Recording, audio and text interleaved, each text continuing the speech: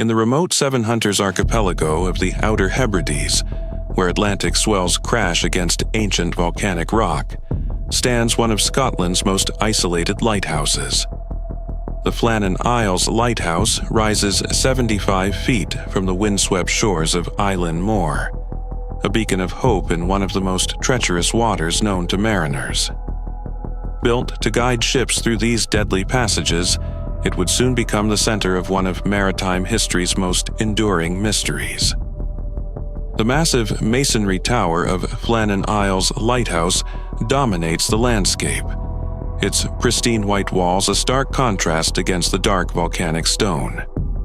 Engineered to withstand the worst Atlantic storms, this 75-foot sentinel was designed to flash its powerful beam twice every 30 seconds.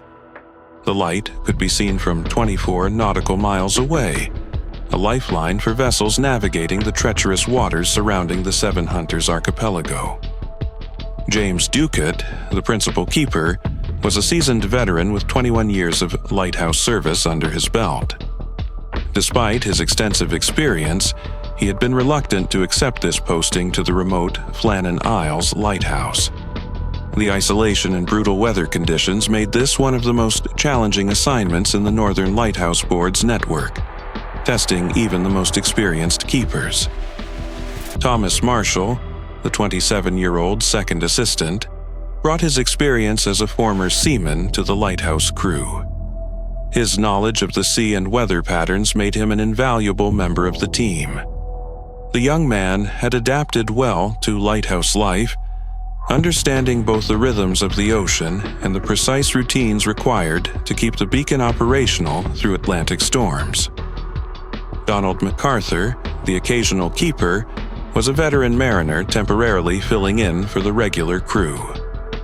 His weathered hands and knowing eyes spoke of countless voyages across these very waters. As an experienced sailor, he understood the sea's moods better than most, making his presence on Island Moor a reassuring addition to the lighthouse team. Joseph Moore, the fourth keeper, enjoyed a well-deserved shore leave on the mainland while his three colleagues maintained their lonely vigil. Little did he know that his absence would make him the key witness to one of the most baffling disappearances in maritime history. His return to the lighthouse would reveal a scene that would haunt investigators for generations to come. December 15, 1900 began like any other morning for the three keepers on Island Moor. James Ducat, Thomas Marshall, and Donald MacArthur followed their established routine with military precision. They cleaned the lighthouse lens until it sparkled, refilled the oil reservoirs to ensure the light would burn through the coming night, and carefully trimmed the lamps for optimal illumination. The weather observations were dutifully recorded in the lighthouse log, as required by regulations. Each keeper took pride in maintaining accurate records, knowing that their weather data was vital for both the lighthouse service and passing mariners. The final entry of December 15th morning would become the last official record of their presence on the island.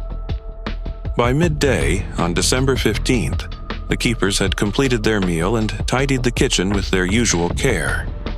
Everything was in perfect order, dishes cleaned and put away, surfaces wiped down, chairs pushed neatly under the table. This attention to detail and cleanliness was part of the lighthouse service's strict standards, a routine that would continue right up to their final moments. As darkness fell on December 15, 1900, something went catastrophically wrong. The steamer Archer, passing through the Minch around midnight, noticed that the Flannan Isles lighthouse light was not shining across the waters. For mariners who depended on that beacon, its absence was deeply unsettling, though the full implications would not be understood for days to come.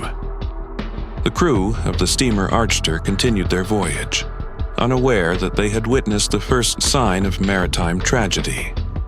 The missing lighthouse beam should have been a cause for immediate alarm, but ship schedules and communication delays meant that this crucial observation would not reach the authorities for 3 more days.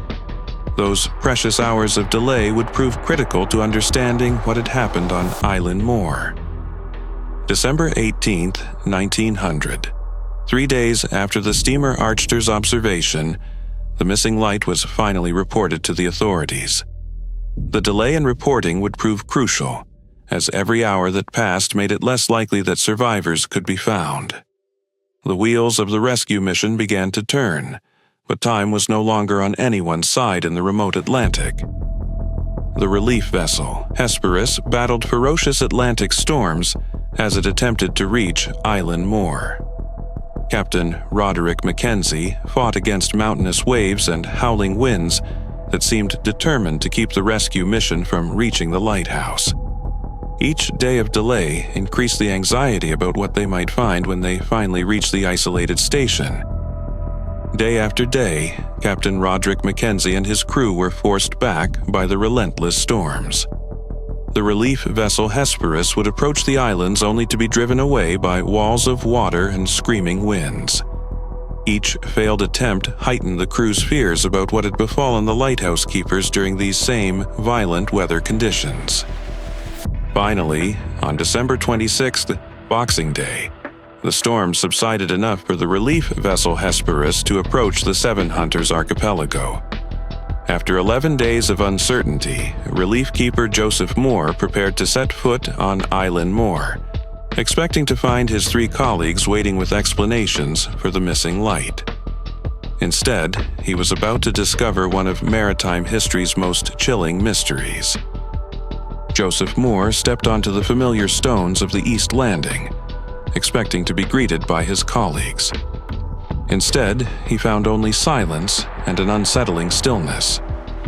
The landing appeared normal. Ropes were neatly coiled exactly as they should be, equipment properly stowed. Nothing seemed disturbed, which only made the complete absence of human life more unnerving. Joseph Moore called out to his missing colleagues as he climbed the familiar path toward the Flannan Isles lighthouse.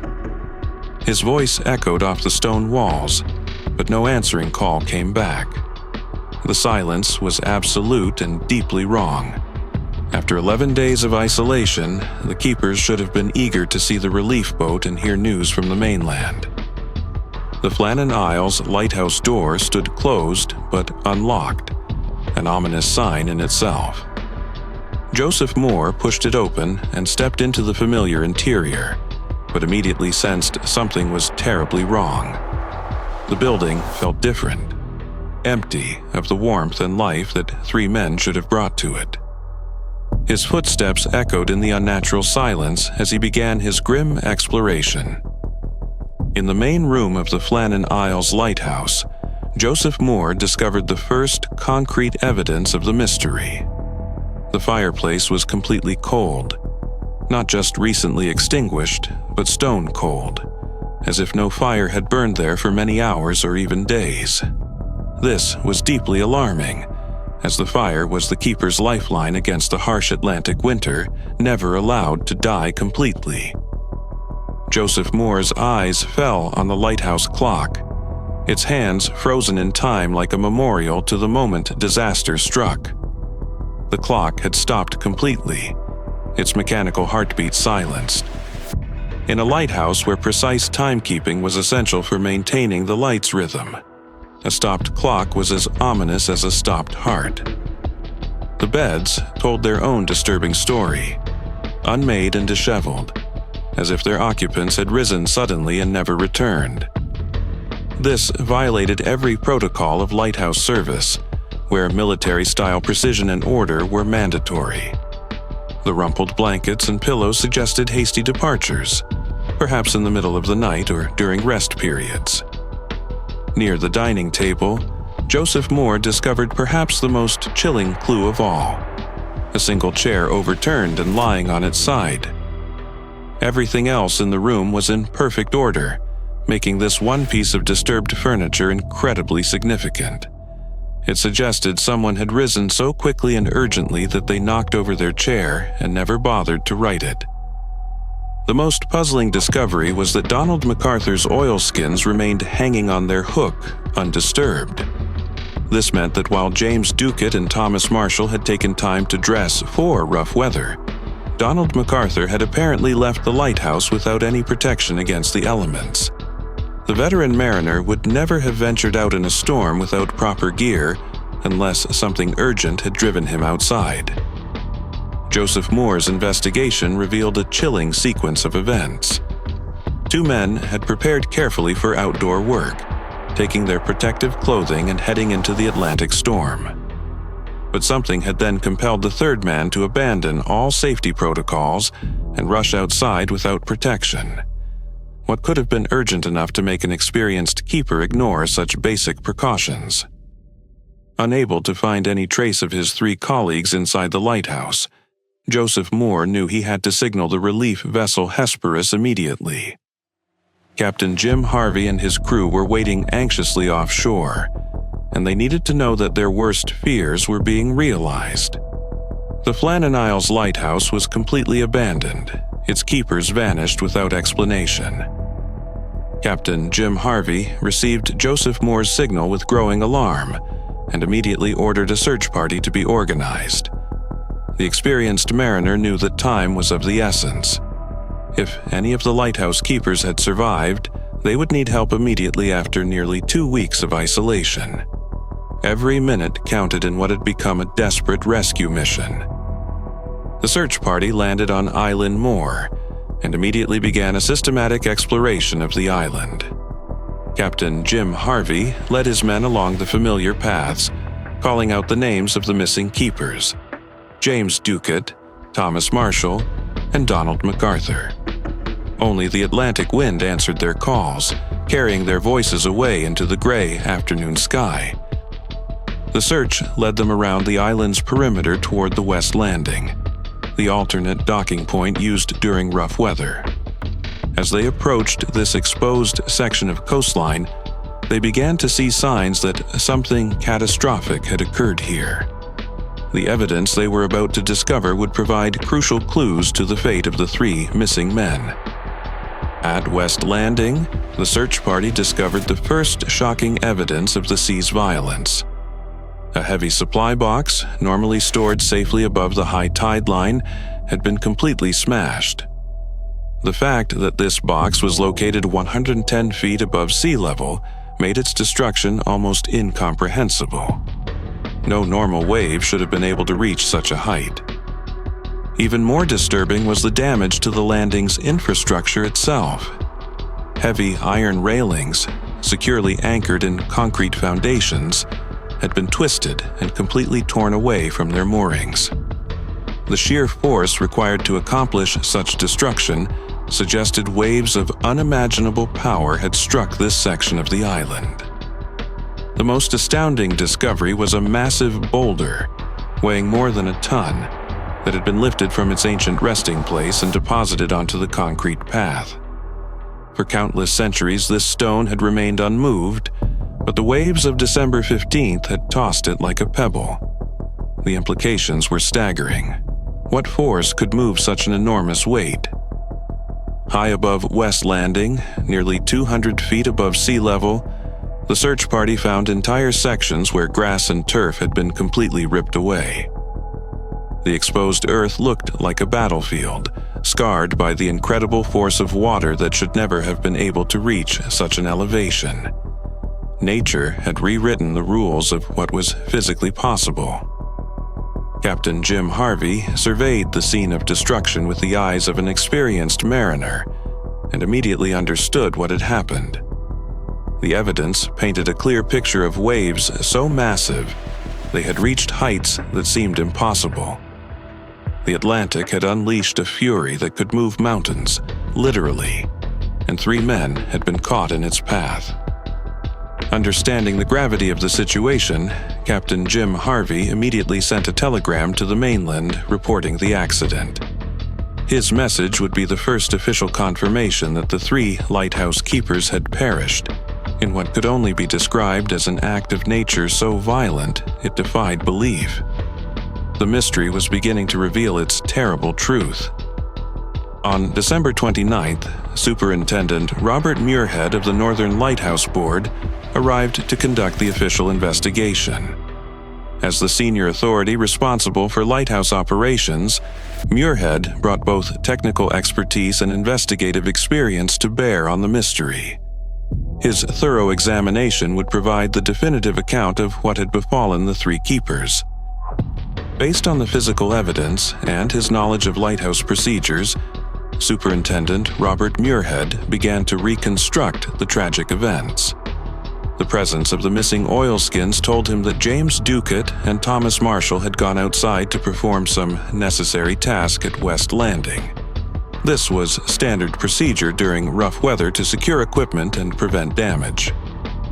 Donald MacArthur had remained inside the lighthouse, following proper protocol that required one keeper to always stay at his post. From his vantage point, he could monitor both his colleagues' work and watch for approaching weather. It was this vigilance that would ultimately cost him his life, as he spotted danger approaching from the sea. Superintendent Robert Muirhead theorized that Donald MacArthur spotted an approaching rogue wave of extraordinary size bearing down on the West Landing. Realizing his colleagues were in mortal danger, the veteran mariner abandoned all safety protocols and rushed outside without his protective gear. Time was more precious than personal safety. He had to warn James Ducat and Thomas Marshall before the monster wave struck. Donald MacArthur's desperate dash across Island Moor to warn his colleagues became a race against time and nature's fury. The experienced sailor knew the sea's moods intimately, and what he saw approaching the West Landing was unlike anything in his decades of maritime experience. His heroic attempt to save his colleagues would make him the third victim of the oceanic giant. The rogue wave that struck the West Landing was a phenomenon beyond normal comprehension, a mountain of water that rose far higher than any previously recorded. When it crashed down, it swept away everything in its path with the force of a liquid avalanche. James Ducat, Thomas Marshall, and Donald MacArthur vanished in an instant, claimed by the very ocean they had spent their lives serving. In the aftermath of the catastrophe, the Atlantic showed no mercy. The bodies of all three lighthouse keepers were never recovered, claimed forever by the very waters they had devoted their lives to making safer for others. The sea had taken its servants and would never give them back, leaving only questions and devastation in its wake. Superintendent Robert Muirhead's investigation revealed a crucial detail about Thomas Marshall's character. He had previously been fined 5 shillings for equipment loss. This made it even more likely that he and James Ducat had gone to secure valuable lighthouse equipment at the West Landing, following their duty to protect Northern Lighthouse Board property even at personal risk. The lighthouse regulations strictly forbade leaving the station completely unattended under any circumstances. This rule made Donald MacArthur's decision to leave his post even more significant. Only the most extreme emergency would compel a dedicated keeper to violate this cardinal rule. His heroic but futile attempt to save his colleagues showed the bonds of brotherhood that existed among lighthouse keepers. Superintendent Robert Muirhead's technical analysis revealed why the West Landing was so vulnerable to catastrophic wave damage. The coastline featured narrow geological formations called geos, deep clefts in the rock that funneled and magnified wave pressure like enormous amplifiers. When the rogue wave struck, these natural formations concentrated its power into a force capable of moving mountains. With his investigation complete, Superintendent Robert Muirhead filed his official report concluding that all 3 keepers had perished in an extraordinary weather event. His findings would become the authoritative account of the tragedy, though they could never fully capture the human drama of 3 men facing nature's ultimate fury. The mystery was solved, but the legend was just beginning. Despite the scientific explanation, the Flannan Isles mystery captured the public imagination and spawned countless supernatural theories. Wild stories emerged of sea serpents rising from the depths, foreign spies abducting the keepers, and phantom ships carrying the men away to unknown fates. The truth was dramatic enough, but legend demanded even more extraordinary explanations. In 1912, poet Wilfred Wilson Gibson published his famous ballad about the Flannan Isles mystery, adding fictional supernatural elements that would forever change how the story was remembered. His poem described an untouched meal waiting on the table and other dramatic details that never existed, but his literary embellishments became more famous than the actual facts. Wilfred Wilson. Gibson's poem added fictional details that captured readers' imaginations, but distorted historical truth. His description of an untouched meal and other supernatural elements created a version of events more mysterious than reality. The power of literature to reshape history was demonstrated as his fictional account became more widely known than the official investigation. For 71 years after the tragedy, the Flannan Isles Lighthouse continued to operate with human keepers, their presence a living memorial to James Ducat, Thomas Marshall, and Donald MacArthur. Each new keeper who climbed those stairs understood they were walking in the footsteps of men who had died serving the light. The tradition continued until technology finally made human presence unnecessary. In 1971, the Flannan Isles Lighthouse was finally automated, ending the era of human keepers on Island Moor. The last keeper to leave took with him not only his personal belongings, but the final chapter of human habitation on these remote rocks. The lighthouse would continue its vital work, but the age of men calling these islands home had come to an end. Today, the mystery of the Flannan Isles keepers remains one of maritime history's most compelling stories. While science has provided the most probable explanation, death by rogue wave, the legend continues to grow. The tale serves as a powerful reminder of both human courage in the face of nature's fury and the sea's ultimate dominion over all who serve upon its waters. The rogue wave theory, supported by modern oceanographic science, provides the most credible explanation for the tragedy that befell James Ducat, Thomas Marshall, and Donald MacArthur. These massive, unpredictable walls of water can appear without warning even in otherwise normal seas, carrying the power to destroy anything in their path. The evidence at West Landing perfectly matches what such a phenomenon would leave behind. The Flannan Isles Lighthouse continues to flash its warning beacon across the Atlantic waters, an automated guardian where once 3 men gave their lives in service to maritime safety. Their sacrifice was not in vain.